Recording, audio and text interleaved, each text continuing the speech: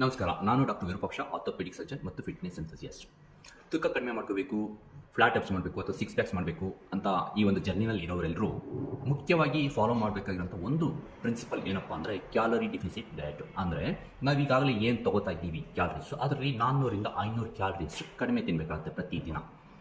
ಈ ಒಂದು ಜರ್ನಿನಲ್ಲಿ ನನ್ನ ಸ್ವಂತ ಅನುಭವವನ್ನು ನಿಮ್ಮ ಹತ್ರ ಹೇಳ್ಕೊಡ್ತೀನಿ. ಸಾಮಾನ್ಯವಾಗಿ ನನಗೆ ಈ ಒಂದು ಜರ್ನಿನಲ್ಲಿರುವಾಗ ತುಂಬ ಸುಲಭವಾಗಿ ನನ್ನ ದಿನ ಪೂರ್ತಿ ಕ್ಯಾಲರಿ ಡಿಫಿಸಿಟ್ ಡಯಟನ್ನು ಫಾಲೋ ಮಾಡೋಕ್ಕೆ ಸಾಧ್ಯ ಆಗ್ತಿತ್ತು. ನನಗೆ ಯಾವುದೇ ಸಮಸ್ಯೆ ಬರ್ತಿರಲಿಲ್ಲ. ಬಟ್ ನನಗೆ ಸಮಸ್ಯೆ ಬರ್ತಾ ಇದ್ದಿದ್ದು ರಾತ್ರಿ ಮಲಗಬೇಕು ಅನ್ನೋ ಟೈಮ್ಗೆ ಕ್ರೇವಿಂಗ್ಸು.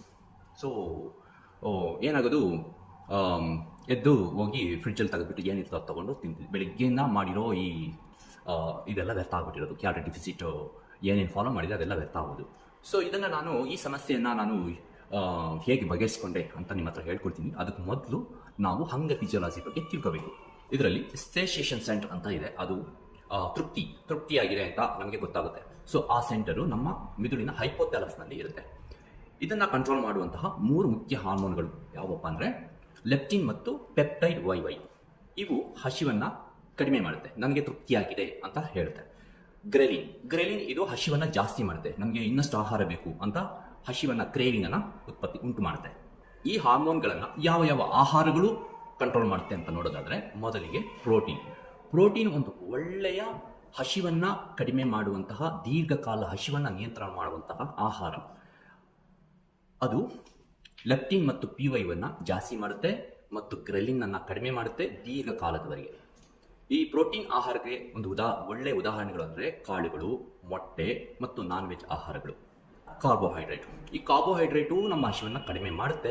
ಬಟ್ ಇದು ರೀಬೌಂಡ್ ಸಪ್ರೆಷನ್ ಅಂತ ಹೇಳ್ತಾರೆ. ಅಂದರೆ ಅದು ಕಾರ್ಬೋಹೈಡ್ರೇಟ್ಸ್ ಆಹಾರವನ್ನು ತಿಂದು 1-2 ಗಂಟೆ ಕಾಲ ನಮಗೆ ಹಸಿವು ಕಡಿಮೆ ಇರುತ್ತೆ. ಆದರೆ 2 ಗಂಟೆ ಕಾಲ ಆದಮೇಲೆ ಮತ್ತೆ ರೀಬೌಂಡ್ ಗ್ರೆಲಿನ್ ಸ್ಪೈಕ್ ಆಗುತ್ತೆ. ಸೊ ಇನ್ನೂ ಹಸಿವು ಜಾಸ್ತಿ ಆಗುತ್ತೆ, ಮೊದಲಿಂತೂ ಇನ್ನೂ ಹಸಿವು ಜಾಸ್ತಿ ಆಗುತ್ತೆ, ಇನ್ನೂ ಏನಾದ್ರು ತಿನ್ನಬೇಕು ಅಂತ ಅನಿಸುತ್ತೆ. ಉದಾಹರಣೆಗೆ ನಾವು ರಾತ್ರಿ ಹೊತ್ತು ಮಲಗುವಾಗ ಬರೀ ಅನ್ನ ಸಾಂಬಾರು ತಿಂದು ಮಲಗಿಬಿಟ್ವಿ ಅಂದರೆ ಅನ್ನದಲ್ಲಿ ಹೆಚ್ಚಿನ ಮಟ್ಟಿಗೆ ಕಾರ್ಬೋಹೈಡ್ರೇಟೇ ಇರುತ್ತೆ, ಕಡಿಮೆ ಪ್ರೋಟೀನ್ ಇರುತ್ತೆ. ಸೊ ಈ ಆಹಾರ ಬೇಗ ಡೈಜೆಸ್ಟ್ ಆಗಿಬಿಡುತ್ತೆ. 1-2-3 ಗಂಟೆ ಆದ ತಕ್ಷಣ ನಮಗೆ ಮತ್ತಷ್ಟು ಹಸಿವು ಶುರುವಾಗುತ್ತೆ ಮತ್ತು ಕ್ರೇವಿಂಗ್ ಶುರುವಾಗುತ್ತೆ. ಫ್ಯಾಟು ಸ್ವಲ್ಪ ಮಟ್ಟಿಗೆ ಹಸಿವನ್ನು ಕಂಟ್ರೋಲ್ ಮಾಡುತ್ತೆ. ಬಟ್ ಫೈಬರ್ ಅಂದರೆ ಅನ್ಡೈಜೆಸ್ಟಿಬಲ್ ಕಾರ್ಬೋಹೈಡ್ರೇಟ್. ಅದು ಡೈಜೆಷನ್ ಆಗೋದಿಲ್ಲ, ಹೆಚ್ಚಿನ ಕಾಲ ನಮ್ಮ ಇಂಟೆಸ್ಟೈನ್ ಮತ್ತು ಸ್ಟಮಕ್ ಮತ್ತು ಇಂಟೆಸ್ಟೈನಲ್ಲಿ ನಿಲ್ಲುತ್ತೆ, ಜೀರ್ಣಕ್ರಿಯೆಯನ್ನು ನಿಧಾನ ಮಾಡುತ್ತೆ ಹಾಗೂ ಫುಲ್ನೆಸ್ಸನ್ನು ತುಂಬ ಹೊತ್ತಿನ ಕಾಲ ನಮಗೆ ನೀಡುತ್ತೆ. ಸೊ ಹಸಿವನ್ನು ಕಡಿಮೆ ಮಾಡುತ್ತೆ ತುಂಬ ಹೊತ್ತಿನ ಕಾಲ. ಲಿಕ್ವಿಡ್ ಆಹಾರಗಳು ಯಾವುದೇ ಆಗಲಿ, ಪ್ರೋಟೀನ್ ಶೇಕ್ ಅಥವಾ ಏನಾದರೂ ಒಂದು ಜ್ಯೂಸು, ಸ್ಮೂತಿ, ಇವೆಲ್ಲನೂ ನಮ್ಮ ಕರುಳಿನ ಮುಖಾಂತರ ಬೇಗ ಮುಂದೆ ಹೋಗುತ್ತೆ. ಹೆಚ್ಚಿನ